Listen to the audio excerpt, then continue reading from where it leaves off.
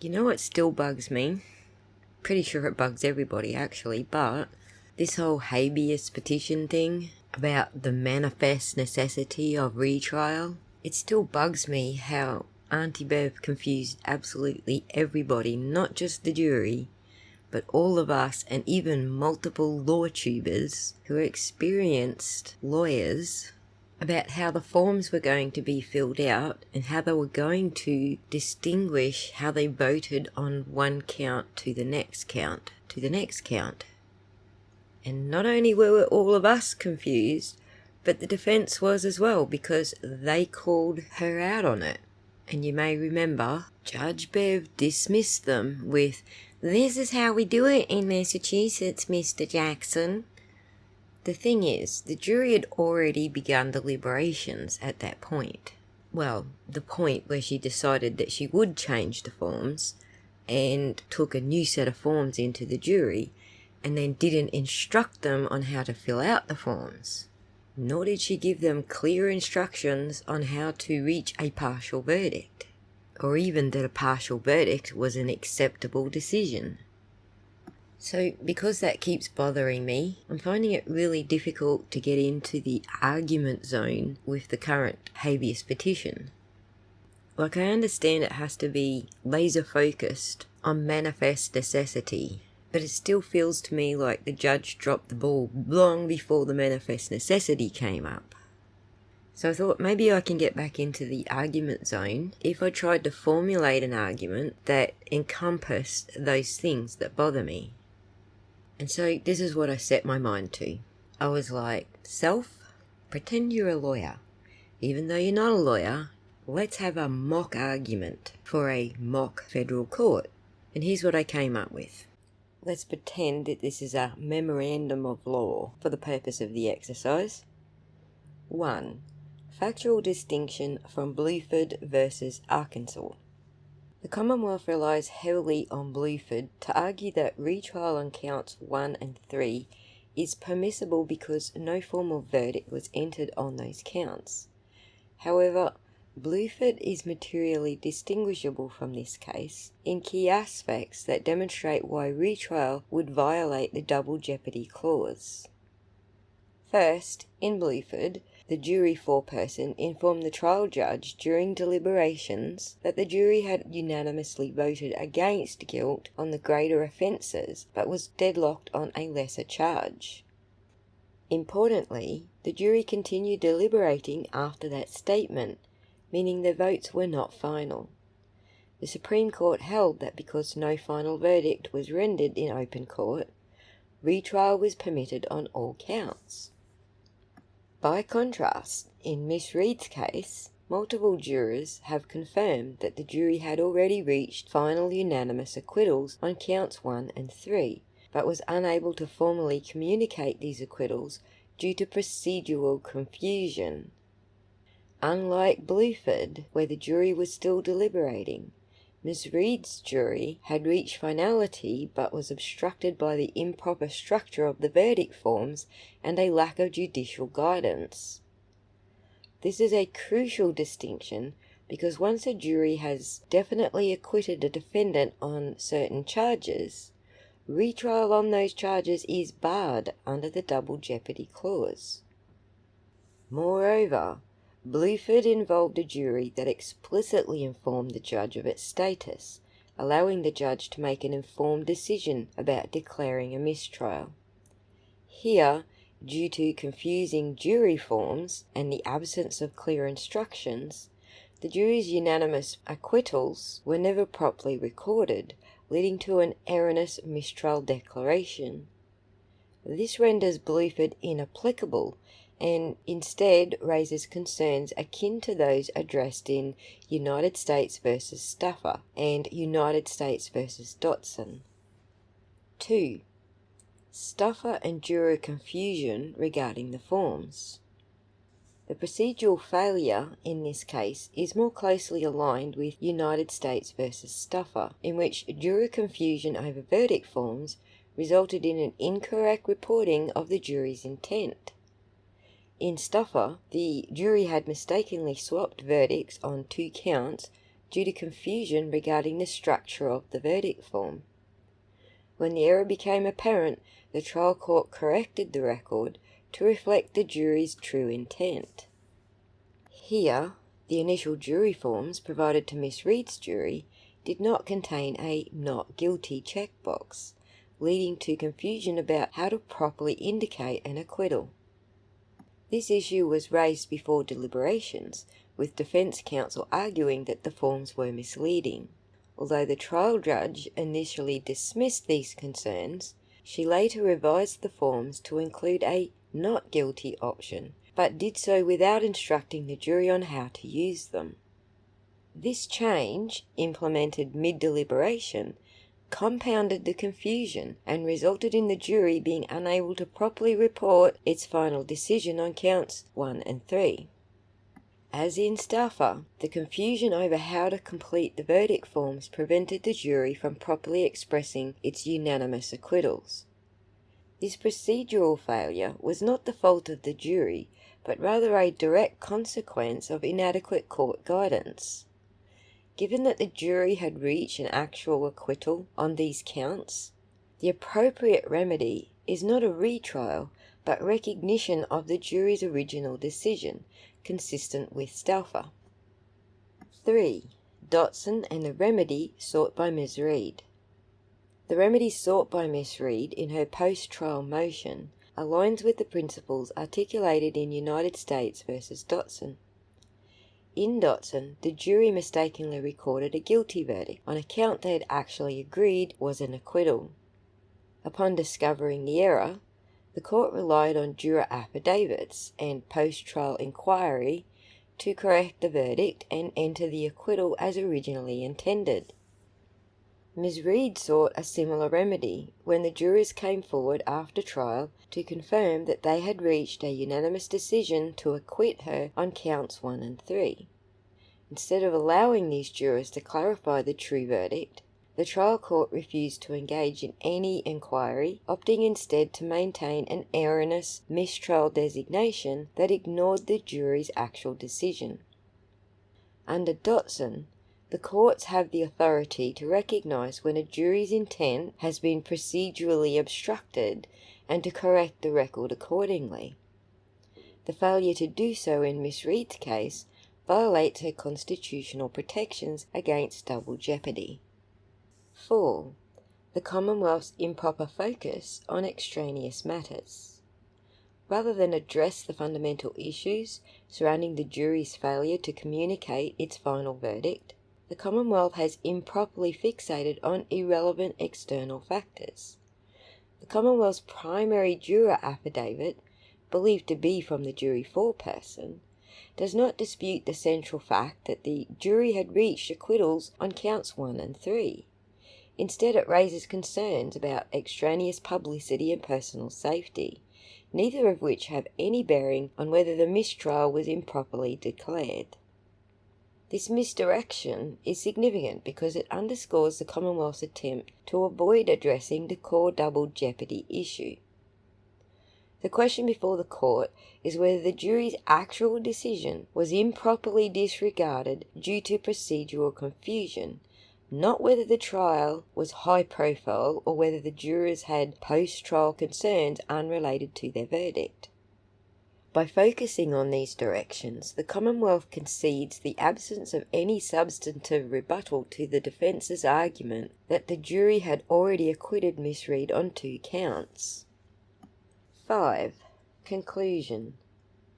The Commonwealth's reliance on Bluford is misplaced because, unlike in Bluford, Miss Reed's jury had already reached final unanimous acquittals before the mistrial was declared. The procedural failures in this case, confusing jury forms and lack of judicial guidance, are more accurately addressed by Stauffer, which recognises that verdict form confusion can prevent a jury's true decision from being recorded, and Dotson, which permits judicial correction of a jury's misreported verdict.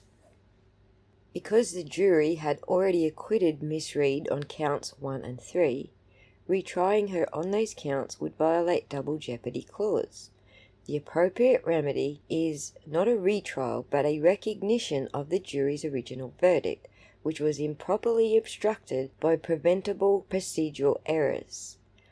Accordingly, this court should grant relief consistent with the holdings in Stafford and Dotson, and bar retrial on counts 1 and 3.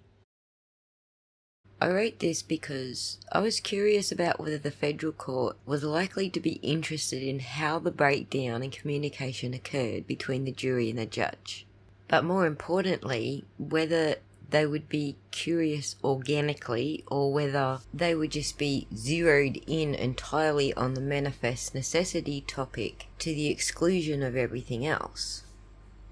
And since I thought that was a very real possibility, because that's what happened with the SJC, I came to the conclusion that it's probably best to say these things yourself, just in case they overlook it. It doesn't mean that they won't be interested in how the breakdown in communication happened. They probably would be, particularly if it contributed to the mistrial being declared without recognising a complete acquittal on some of the charges. What I was able to find is that the federal court scrutinised trial court procedures in double jeopardy claims. Federal habeas review under 28 U.S.C. section 2241 allows the court to examine whether the state trial court's handling of the mistrial was consistent with constitutional requirements. If there was a procedural failure that prevented the jury from properly communicating its verdict, the federal court may consider whether this resulted in a mistrial that lacked manifest necessity, a key requirement for allowing retrial under Arizona v. Washington, 1978. And so what I found was that the federal court will likely examine how the jury's votes were supposed to be transmitted, so long as you raise it. If jurors unanimously agreed to acquit Reed on 2 counts, but this decision was never relayed to the judge, the federal court may ask, did the jury follow proper procedures for communicating their decisions? Did the trial judge or attorneys have an opportunity to clarify whether verdicts had been reached on some counts? Did the trial court fail to ask about the possibility of a partial verdict? If Reed's attorneys can demonstrate that the acquittal votes were blocked due to a procedural failure, they could argue that the mistrial was not truly necessary, thus barring retrial on those charges. And thirdly, breakdown in jury-judge communication could support Reed's argument that the mistrial was premature. So if the trial judge misunderstood the jury's status, this could mean the mistrial was declared in error. The Supreme Court has held that trial courts must use a high degree of caution before declaring a mistrial over a defendant's objection. United States v. John, 1971. If Reed's defence shows that the jury's true decision was never properly conveyed, they can argue that the mistrial was avoidable and that retrying her on those charges would violate double jeopardy. Would they necessarily hold a hearing to investigate the breakdown? Probably not. Federal habeas courts generally do not act as a second trial to re-examine all the factual details, but they can investigate whether constitutional rights were violated due to procedural irregularities. If Reed's attorneys request an evidentiary hearing, the court could consider allowing testimony from jurors or submission of affidavits about what happened when they attempted to communicate their decision. However, juror testimony about deliberations is usually inadmissible unless it is to prove an external influence. This is under Tanner v. United States, 1987. A key question would be, did the jurors actually attempt to send a note indicating their decision, and was that note ignored, lost, or misinterpreted? If jurors confirm that they believe they had officially decided to acquit on 2 charges, this could bolster Reed's claim that the mistrial improperly disregarded their final decision. It's particularly worrying that the judge did not give instructions on how to reach a partial verdict and communicate that to her, because under Massachusetts law, Rule 27B of criminal procedure allows partial verdicts in deadlock cases. but Auntie Bev did not take one, nor instruct for one. If jurors intended to announce not guilty on 2 charges, but the trial court did not provide them with a way to do so, Miss Reed could argue that she was effectively acquitted on those 2 counts, making retrial unconstitutional. Courts generally do not second-guess a judge's mistrial decision unless there is clear evidence that the decision was unnecessary. So if the defence team can show a communication failure led to a wrongful mistrial, that would be significant. Provided that the defence raises it, the federal court will likely examine how the jury's acquittal votes failed to reach the judge, because that could impact whether the mistrial was truly necessary.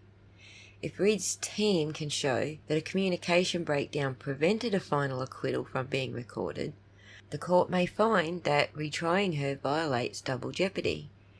However, if the jury never actually sent a note confirming a final decision, the court may defer to the state's finding that no acquittal was properly rendered. That's why I thought it was important to raise the point that she confused the jury. That's what the jury said. And on top of that, if the jury was never given a chance to properly report its acquittals, this could strengthen the habeas claim even more by suggesting that mistrial resulted from procedural failure and not an actual deadlock. So I wanted to know, is it significant that the jury never sent a note about its decision on counts 1 and 3, the judge's instructions leading the jury to believe it could only return a unanimous verdict on all counts, and the foreperson refusing to pass along the jury's questions about how to proceed, which also suggests that the jury was prevented from properly delivering a verdict it had already reached? Is that significant because a jury's unanimous acquittal, if properly recorded, would absolutely bar retrial on those counts under double jeopardy? Did Auntie Bev incorrectly instruct the jury that it must be unanimous on all counts, or none? This could be a misstatement of law that improperly led to a mistrial. Did Auntie Bev fail to explain this option? Because if so, the federal court may find that the mistrial was avoidable, which would support Karen's claim that the retrial violates her constitutional rights. Similar cases have held that courts must give clear instructions about to handle partial verdicts in cases of possible deadlock, and if the court failed to do so, that could make the mistrial unconstitutional. So, given that the federal judge will likely consider the totality of the circumstances, so long as they're raised, in deciding whether the mistrial was genuinely necessary or the result of preventable procedural miscommunication, then we could be looking at completely different outcomes than quite simply manifest necessity. If the federal court finds that the jury's acquittals on 2 counts were never properly transmitted due to faulty instructions or the foreperson's refusal to communicate questions, it could rule that retrial on those counts is unconstitutional. This would require that the court conclude that the jury's intent was clear and final, even if it wasn't officially recorded, and that the judge should have inquired about partial verdicts but failed to do so, which strengthens the habeas case.